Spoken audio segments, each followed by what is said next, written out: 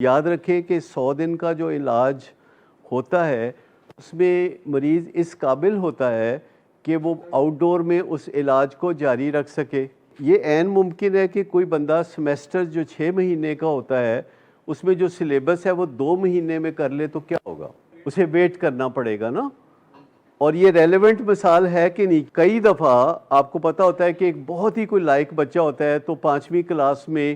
وہ جلدی سے سب کور کر لیتا ہے تو اس کے ٹیچر اس کو کہتے ہیں کہ تم 6ٹھی کلاس کا بھی پڑھ لو تو تمہیں 1 کلاس آگے کر دیں گے۔ کبھی کبھار ایسا ہوتا ہے، لیکن ایکچولی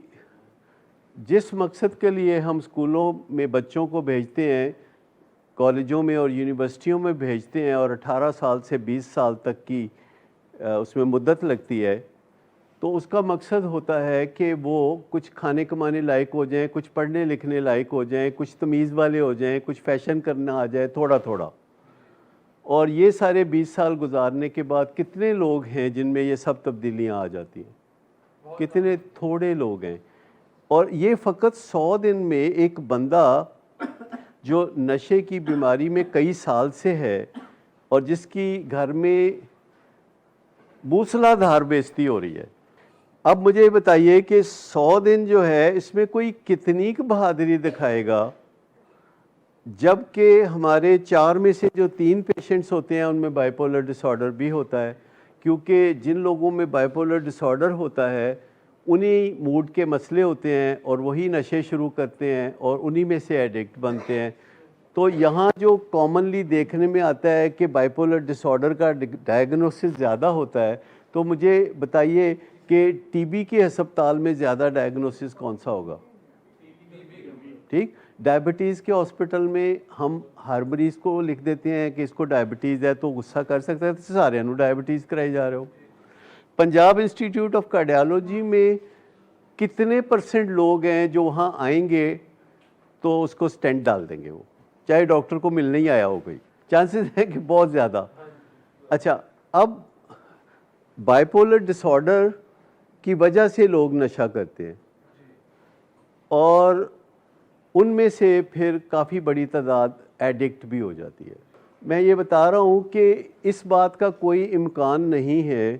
کہ کوئی بائی پولر ڈس آرڈر میں ہو اور ایڈکٹ نہ ہو۔ یہ کہا جا سکتا ہے کہ وہ سبسٹنس ابیوز نہیں کرتا، یہ کہا جا سکتا ہے کہ وہ شراب نہیں پیتا،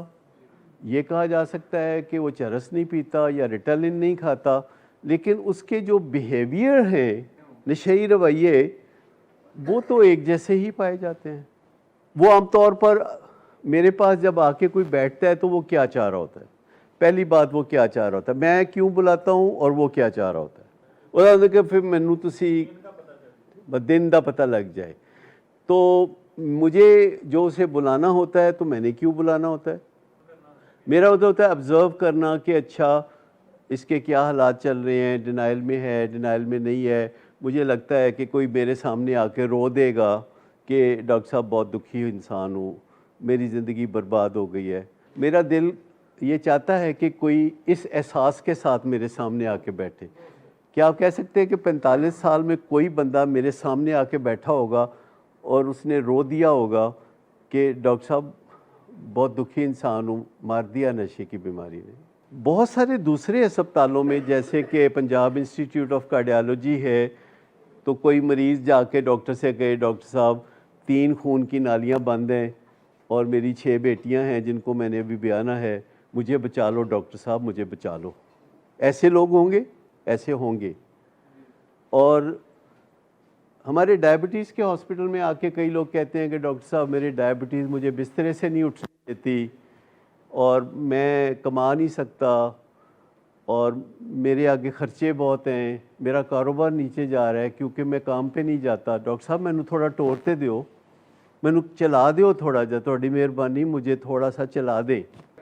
دیکھیں ہم بہت دفعہ ایسے کام کر رہے ہوتے ہیں جو ڈبل ایجڈ ہوتے ہیں، ہم بہت دفعہ ایسے کام کر، مثال کے طور پر ہم کئی دفعہ ایسا کام کر رہے ہوتے ہیں، ہم وزن کم کر رہے ہوتے ہیں اور ہم پراٹھے کھا رہے ہوتے ہیں۔ مجھے سمجھ آتی ہے کہ وہ کون سی چیز ہے جو پراٹھے کھانے پہ مجبور کرتی ہے ایک ایسے بندے کو جس کا پیٹ میری طرح کچھ بڑھ گیا ہو۔ کوئی ہے نا، وہ بھی ایک علت ہے نا۔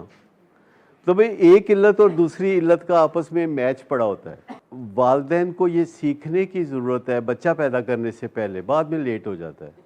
کیونکہ ایک دفعہ بچہ پیدا ہو جاتا ہے نا تو وہ جادوگر سا جب آپ کی طرف منہ کر کے دیکھ رہا ہوتا ہے نا تو بس پھر اس کے بعد آپ کا دل صرف پگھل سکتا ہے. لہذا بچہ پیدا کرنے سے پہلے جو ٹریننگ ہے نا وہ کارآمد ہو سکتی ہے کہ جس بندے نے شادی کا پروگرام بنایا ہوا ہے، آگے بچے پیدا کرنے کا پروگرام بنایا ہوا ہے، اسے کچھ اپنے دل کو ایسے ٹیمپر کرا لینا چاہیے جیسے ٹیمپرڈ گلاس نہیں ہوتا. جب آپ دل اپنا ٹیمپر کر لیں گے، پکا کر لیں گے، میں سخت نہیں لفظ یوز کر رہا، میں پکا کرنے کی بات کر رہا ہوں کہ اگر آپ اسے اداس دیکھ سکتے ہیں، اگر آپ اسے پریشان دیکھ سکتے ہیں، اگر آپ اسے گھبرایا ہوا دیکھ سکتے ہیں تو پھر آپ اچھے والد ہیں. میں یہ نہیں کہہ رہا کہ آپ کا ایم یہ ہونا چاہیے، میں یہ کہہ رہا ہوں کہ جب آپ ڈسپلن کریں گے تو وہ بکری جیسا منہ بنائے گا اور آپ جو ہی اس کی طرف دیکھیں گے آپ پتھر کے ہو جائیں گے اور اس کے بعد آپ بہانے ڈھونڈیں گے کہ کس طرح یہ مسئلے کو میں حل کروں.